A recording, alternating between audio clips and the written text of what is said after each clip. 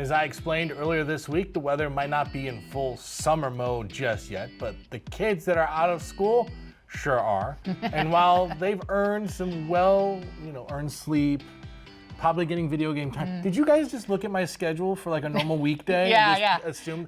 Well, probably it's also the perfect time to try some new activities as well, which is what I need. And this doesn't mean spending a bunch of money or requiring a long journey. Cutting edge fun and educational things you can do right at home. And here to tell us how this is possible is Ariel Clay. She is a 4-H youth development STEM specialist. Thank you so much for joining us in Historic Studio D. Okay, so first off, I tell you what, 4-H has changed since the days I was in it many, many years ago. Tell us about this UMES Extension 4-H STEM program.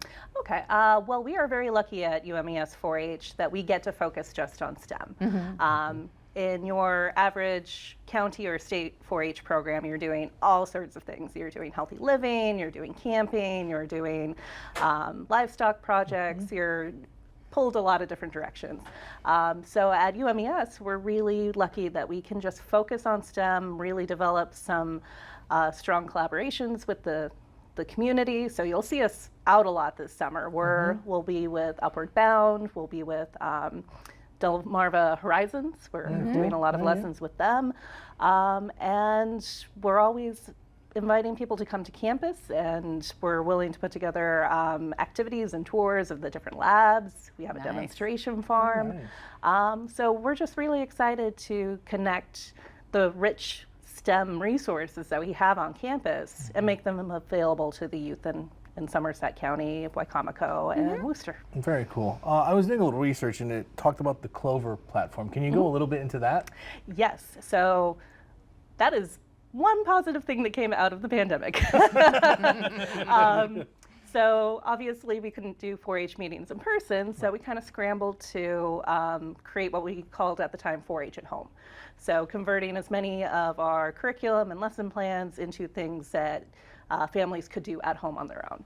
And the National 4-H Council decided to apply significant funding and resources to creating an actual online learning platform, as opposed to just a website with a lot of PDFs on it. So it's cutting edge, very intuitive and well funded.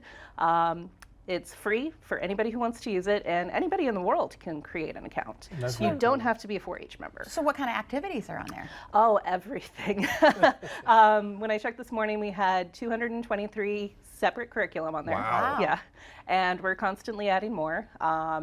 So a project that I'm working on with the Soaring Society of America and our aviation department on campus is an online ground school.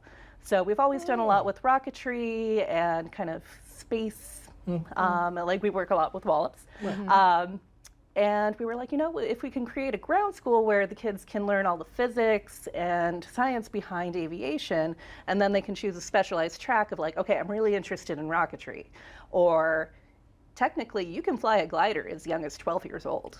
Really? Yes, and you can be a licensed solo glider at age 14. So that's where the Soaring Society comes in. They said, well, we want kids to know this opportunity is out there, but we don't know how to teach them this stuff. We can just hand them a manual that's written for adults, and it's not interesting, it's too dense.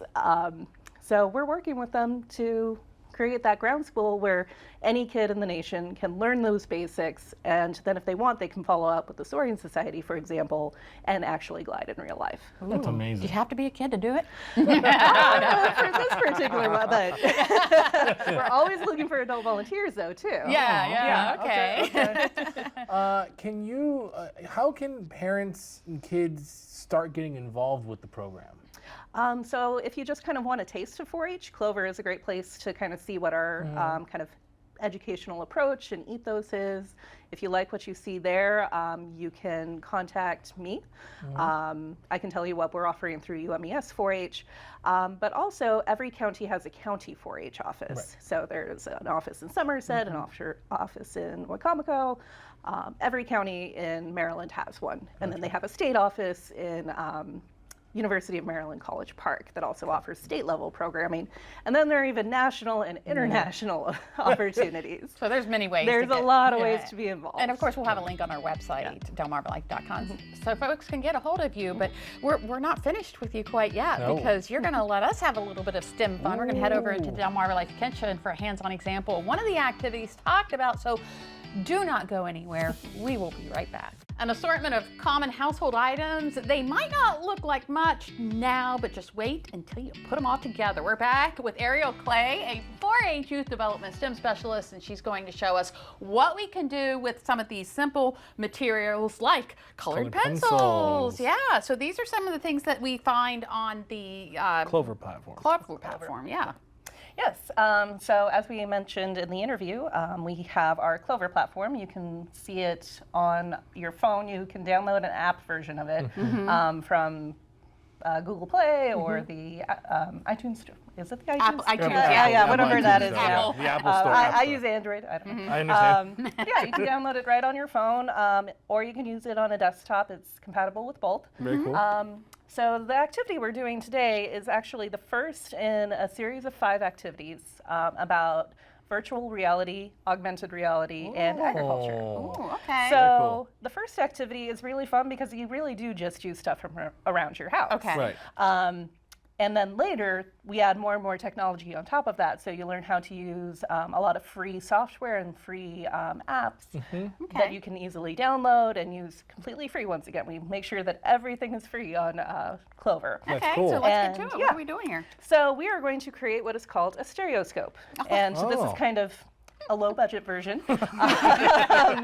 If your camera can pick it up on the top, Yeah. this is more what it looks like. And if you've ever used one of those like little toy viewfinders, Yes. kind of similar of that. So this basically acts as like if you put on VR headset, if we Yes. were making one in very simplistic terms. Yeah, so this was first invented in the 1830s. Okay. Because farmers have always needed to be able to visualize what is happening on their farms. Gotcha. So they would often use it to see like comparative growth over several years. Okay. So what you do is you take a picture and then you have 2 copies of it. So when it's done, and sorry, mine is starting to fall apart. You need me to hold something? Yeah, no, I got it. So when you hold the picture there and you I look got through, you. Yes. it isolates the 2 copies of the picture. Oh, okay. I So- see how that. Yeah, it's falling apart a little in transit. That's okay. That's okay. Oh, okay. But yeah, so the science behind it is that each of your eyes go to a different part of your brain, and then your brain puts it together into one image. So with the divider going down the middle of the stereoscope, it isolates each eye, so they don't overlap. And now when your brain composites it, slightly different focal lengths are getting involved, and your 2D image turns more 3D. Ah. So okay. it's the very, very basic version of 3D imaging. VR. Yeah. And so then, yeah. And then you have something here that we're going to do. It's Yes. actually plot a farm.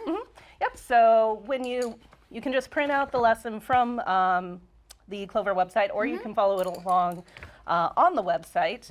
And if you do it online, there are even like videos and gamification involved, so it's really interactive. But you can just print it off as well. And then the first thing you do is you plot your farm. So we start with an activity where we ask the kids to think about, if you had a farm, what kind of farm would you want? My farm, I am using Christmas trees and ducks. And ducks. I like that. I like that. I like that. So the key when making this image is you want it to be as close to mirror image as possible, Gotcha. because you're taking the 2 images and it'll form one image when it's put in the stereoscope. Okay. So you can use protractors and rulers, stencils. We're just freehanding it here, so you guys can Mike can already draw. knows what he's drawing. What would I want on my? Oh, okay. I guess. I can't. I am the worst with art. I can't draw anything. I can draw stick figures. There we go. So while they're drawing, I'll walk you guys through the rest of the steps. So as I said, this is my finished drawing. And then we give you a couple of other printed worksheets from the website. So these are basically templates that you then cut out. So I have my cutout pieces here. You can do them on regular paper. I did mine on cardstock just to make it a little more solid. And once you have it cut out, you start assembling it. Okay. So these pieces are here, here, and here, and we give you instructions on how to tape them. And we usually recommend that you take some glasses frames. Mine fell off. Oh, but just to give it a little more structure so that it's easier to hold. yeah. And then you can take dark construction paper or felt or any other material you have at home and kind of wrap it around so that when you hold it up to your eyes, you're blocking out everything else in your visual field. Gotcha, gotcha. And you're just looking down. Well, it looks like Mike's example is going to be the one we use. I tried to draw a cow, and I'm here to tell you that I cannot draw a cow. So I got a farmhouse, a lake, and a duck. Gotta love the ducks. Well, Ariel, thank you so much Thank for you, joining thank us you, and thank showing you. us how to do this. Mike's going to finish his. I'm going to keep drawing. Yeah. No, I'm going to go Keep here. going. Yeah. All right. Thank you so much. right, And thank we'll you. have information on how you can find the Clover project online. We'll be right back.